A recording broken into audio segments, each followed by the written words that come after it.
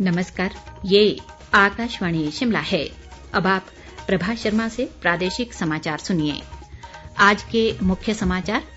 मुख्यमंत्री जयराम ठाकुर ने कहा, विकास व कल्याणकारी योजनाएं शुरू करने में आदर्श राज्य बनकर उभरा हिमाचल।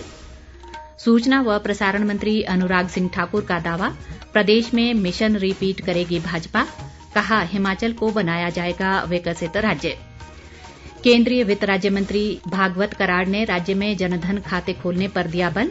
दूरदराज के क्षेत्रों में जल्द खोली जाएंगी नई बैंक शाखाएं। और मुख्य चुनाव अधिकारी मनीष गर्ग ने सभी पात्र युवाओं से मतदाता सूचियों में नाम दर्ज करवाने का किया आह्वान। अब समाचार विस्तार से। मुख्यमंत्री जयराम ठाकुर ने कहा है कि पिछले 75 वर्षों में हिमाचल विकास और कल्याणकारी योजनाओं में आदर्श बनकर उभरा है। सोलन जिले में कुनिहार के हाटकोट में आज हिमाचल स्थापना के 75 वर्ष समारोह में एक जनसभा को संबोधित करते हुए मुख्यमंत्री ने कहा कि प्रत्येक हिमाचली के लिए ये गौरव की बात है कि हिमाचल अपनी स्थापना के 75 वर्ष पूरे करने जा रहा है।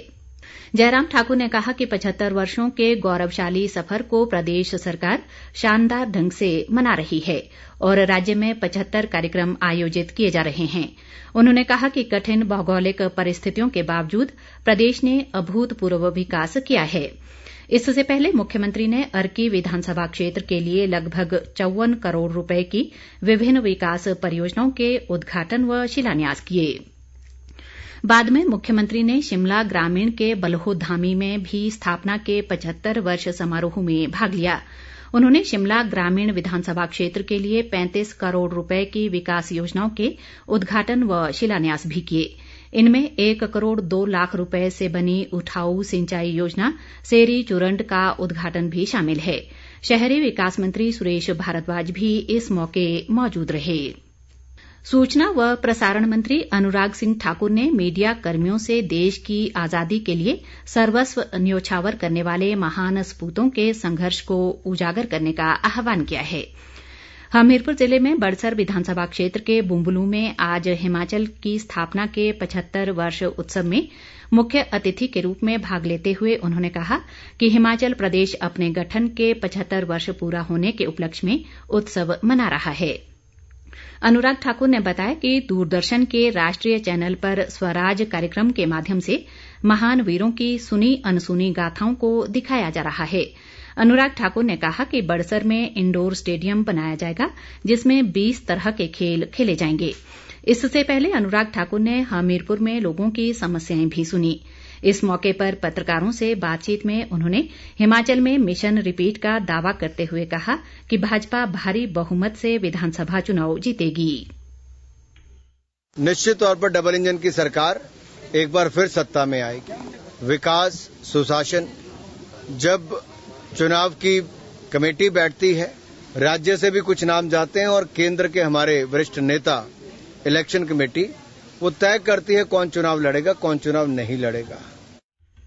बाद में अनुराग ठाकुर ने ऊना जिले में कुटलैहड़ विधानसभा क्षेत्र के बंगाणा में भी हिमाचल की स्थापना के 75 वर्ष समारोह में शिरकत की और जनसभा को संबोधित किया। बंगाणा पहुंचने पर बड़ी संख्या में कार्यकर्ताओं ने अनुराग ठाकुर का स्वागत किया। अनुराग ठाकुर ने कहा कि हिमाचल प्रदेश को विकसित राज्य बनाया जाएगा। जहां देश आजादी का अमृत महोत्सव मना रहा है, प्रगतिशील हिमाचल के 75 वर्ष हुए।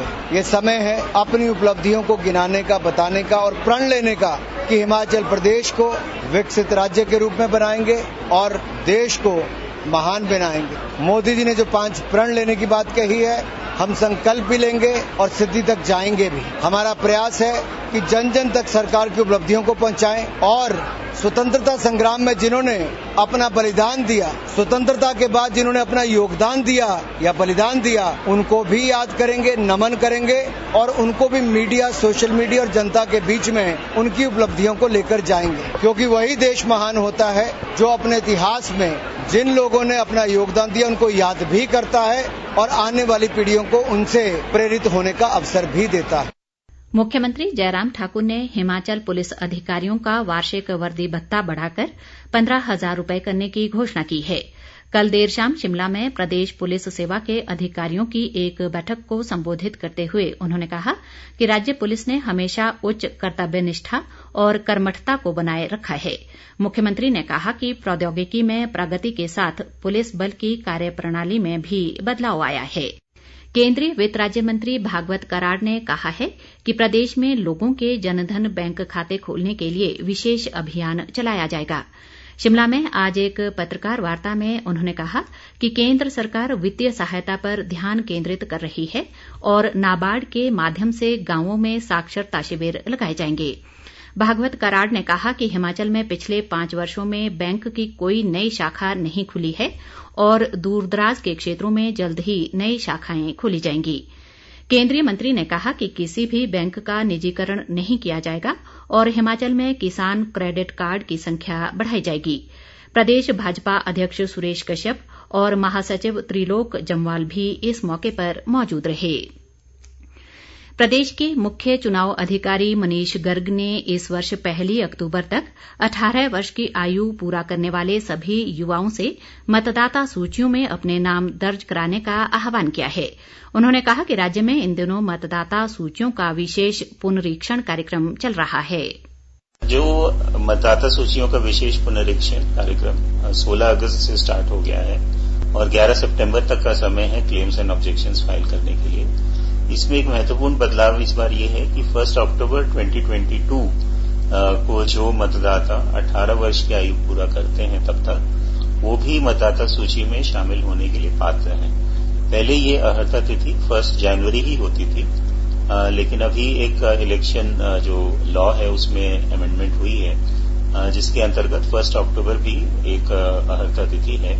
तो एक बड़ा अवसर है जो युवा वोटर्स हैं उनके लिए कि वो लोकतांत्रिक जो प्रोसेस है उसमें पार्टिसिपेट कर सकें और मतदाता बनकर अपनी भागीदारी उसमें निभा सकें।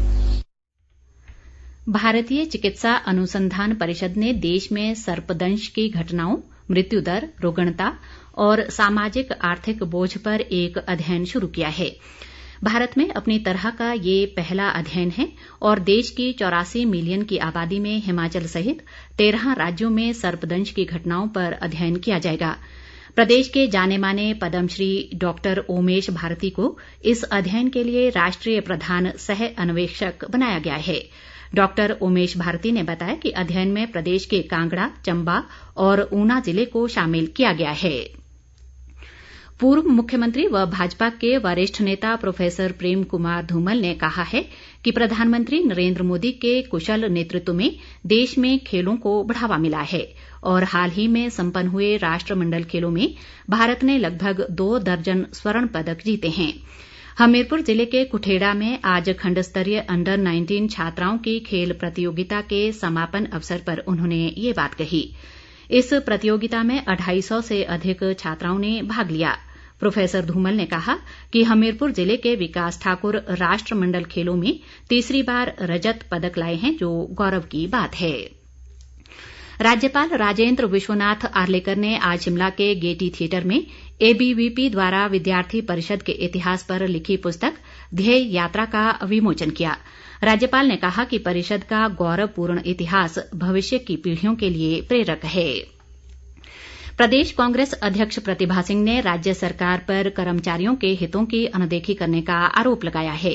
एक बयान में उन्होंने कहा कि 15 अगस्त को कर्मचारियों के लिए देय भत्ते के भुगतान का ऐलान किया गया था, लेकिन अभी तक उस दिशा में कुछ नहीं किया गया है।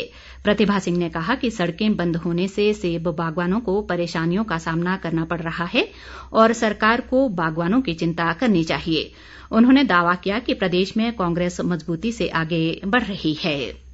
अंत में मुख्य समाचार एक बार फिर। मुख्यमंत्री जयराम ठाकुर ने कहा, विकास व कल्याणकारी योजनाएं शुरू करने में आदर्श राज्य बनकर उभरा हिमाचल। सूचना व प्रसारण मंत्री अनुराग सिंह ठाकुर का दावा, प्रदेश में मिशन रिपीट करेगी भाजपा। कहा, हिमाचल को बनाया जाएगा विकसित राज्य। केंद्रीय वित्त राज्य मंत्री भागवत कराड़ ने राज्य में जनधन खाते खोलने पर दिया बल। दूरदराज के क्षेत्रों में जल्द खोली जाएंगी नई बैंक शाखाएं। और मुख्य चुनाव अधिकारी मनीष गर्ग ने सभी पात्र युवाओं से मतदाता सूचियों में नाम दर्ज करवाने का किया आह्वान। इसी के साथ ये समाचार बुलेटिन समाप्त हुआ। नमस्कार।